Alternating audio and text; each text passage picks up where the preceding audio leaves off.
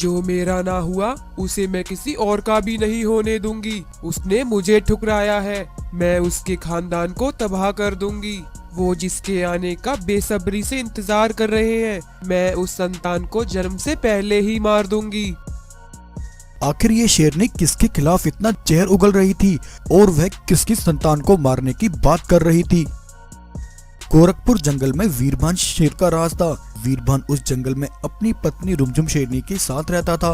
उसकी पत्नी रुमझुम गर्भवती थी और जल्द ही वह अपनी संतान को जन्म देने वाली थी। रुमझुम और वीरभान अपने आने वाली पहली संतान का बेसब्री से इंतजार कर रहे थे। वो दोनों बहुत खुश थे, लेकिन वीरभान और रुमझुम की ये खुशी रुमझुम की सगी बहन भानु शेरनी से बर्दाश्त नहीं हो रही थी। भानु रुमझुम शेरनी से नफरत किया करती थी, क्योंकि भानु वीरभान से शादी करके जंगल की महारानी बनना चाहती थी और साथ ही वह अपनी संतान को जन्म देकर गोरखपुर जंगल का महाराज बनते हुए देखना चाहती थी। लेकिन वीरभान भानु शेरनी को बिल्कुल पसंद नहीं करता था, क्योंकि भानु एक तेज, घमंडी और चालाक शेरनी थी। वहीं एक दिन रुमझुम शेरनी एक नन्हे सफेद शेर को जन्म देती है। वीरभान और उसके साथ जंगल के सारे जानवर सफेद शेर की जन्म से बहुत खुश थे। जंगल में चारों तरफ खुशी का माहौल था। लेकिन जब भानु शेरनी वीरभान की संतान को देखती है तो उसका खून खौल उठता है।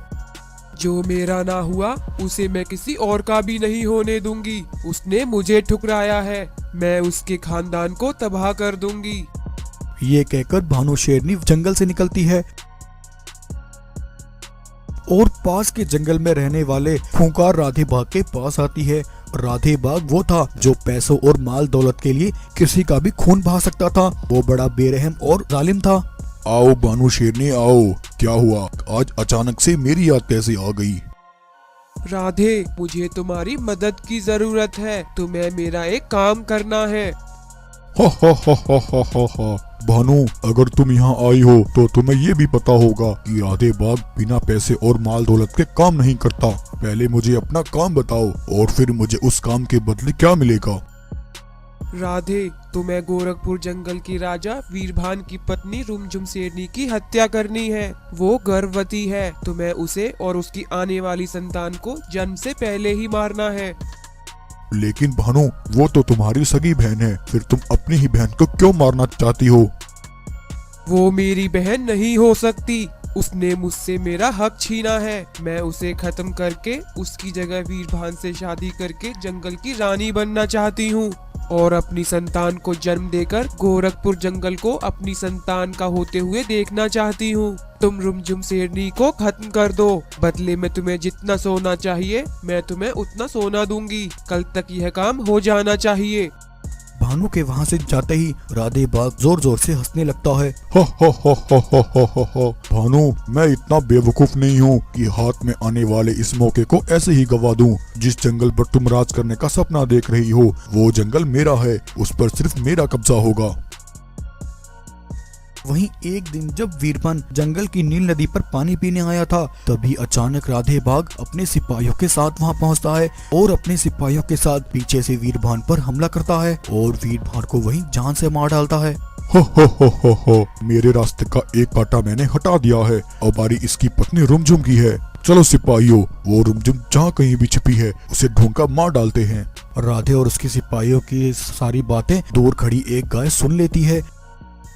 गाय फौरन भागती हुई रुमझुम शेरनी के पास आती है। रुमझुम बहन, गजब हो गया। जितना जल्दी हो सके अपने बेटे को लेकर यहाँ से भाग जाओ, वरना वो तुम्हें भी नहीं छोड़ेगा। क्या हुआ गाय, कौन मुझे नहीं छोड़ेगा? तुम किसकी बात कर रही हो? रुमझुम बहन, उस राधे बाघ ने हमारे महाराज वीरभान को मार डाला है। आज महाराज नील नदी पर पानी पीने गए थे, तब उस जालिम ने पीछे से महाराज पर हमला करके उनका बेरहमी से कत्ल कर दिया। वो अपने सिपाहियों से तुम्हारी और तुम्हारे बच्चे की हत्या करने की बात कर रहा था। रुमझुम बहन, तुम इसी समय यहाँ से चली जाओ।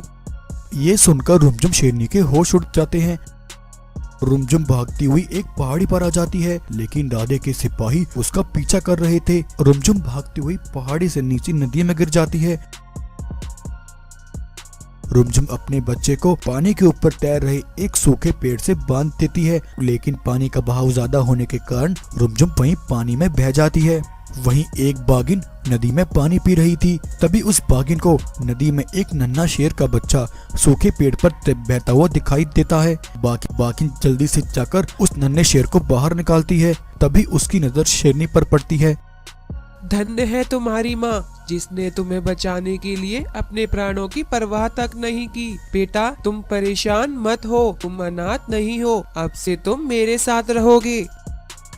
बाघिन रुमझुम के बेटे को अपने साथ ले आती है और उसे अपने साथ रखकर उसका पालन पोषण करती है। कुछ समय में वो सफेद शेर बड़ा हो जाता है। बाघिन उसका नाम बगीरा रखती है। एक दिन बगीरा अपनी माँ बाघिन से एक सवाल करता है, माँ, आप एक बाघिन हो और मैं एक शेर का बेटा हूँ, आखिर ऐसा कैसे हो सकता है? तब बाघिन बगीरा को सारी बात बताती है। बेटा, मुझे पता था तुम एक दिन मुझसे ये सवाल जरूर करोगे। मैं तुम्हारी असली माँ नहीं हूँ।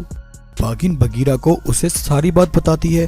तभी वहीं से एक गाय गुजर रही थी। अचानक उस गाय की नजर बगीरा पर पड़ती है। बगीरा को देखकर गाय उसे पहचान लेती है। अरे, ये तो हमारी महारानी रुमझुम शेरनी का बेटा है और ये जिंदा है। गाय भागती हुई बगीरा के पास आती है। बेटा, तुम जिंदा हो, मुझे तुम्हें देखकर बहुत खुशी हुई। अगर आज तुम्हारी माँ जिंदा होती तो वो भी तुम्हें देखकर बहुत खुश होती। अरे गाय, तुम कौन हो और तुम किसके बारे में बात कर रही हो? कौन है मेरी माँ? तब गाय बगीरा को सारी बात बताती है कि उसकी असली माँ रुमझुम शेरनी, जिसने उसे बचाने के लिए अपनी जान गंवा दी। बगीरा, तुम्हारे पिता का हत्यारा राधे बाघ है और वही तुम्हारी माँ की मौत का कारण भी है। राधे से ये सब किसी और ने नहीं, बल्कि तुम्हारी माँ रुमझुम शेरनी की बहन भानु शेरनी ने कराया है। वो तुम्हारी माँ से नफरत करती थी। वो जालिम शेरनी लालच में इतना गिर गई कि उसने अपने परिवार को ही बलि चढ़ा दिया। गाय की बात सुनकर बगीरा को बहुत गुस्सा आता है। भानु और राधे, इन सब ने मिलकर मेरी माँ और पिता की हत्या की है। ये सब मेरे माता पिता के हत्यारे हैं। मैं इनमें से किसी को नहीं छोड़ूंगा।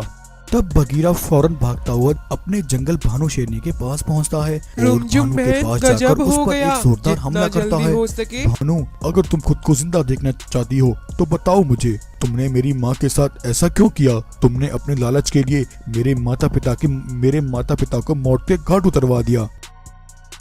बगीरा, मुझे छोड़ दो, मुझे मत मारो। मैंने जो गुनाह किया था मुझे उसकी सजा पहले ही मिल चुकी है। मैंने राधे बाघ पर भरोसा करके उससे वह सब कराया, लेकिन उस जालिम ने मेरे साथ ही धोखा किया। उसने तुम्हारे पिता वीरभान की हत्या करके जंगल पर अपना कब्जा कर लिया और मुझे वहाँ से धक्के मारकर निकाल फेंका। बेटा, मैंने जैसा तुम्हारे माता पिता के साथ किया, भगवान ने मुझे उससे भी अधिक सजा दी है और मैं आज दर दर की ठोकरें खा रही हूँ। भानु, तुम्हारे साथ तो यही होना चाहिए था। तुम अपनी ही बहन की सगी नहीं हो सकी। धिक्कार है तुम्हारे ऊपर। बगीरा भानु को वहीं छोड़कर राधे बाग के पास पहुंचता है। राधे के सिपाही बगीरा को देखकर उस पर हमला करने आते हैं। बगीरा बहुत गुस्से में था।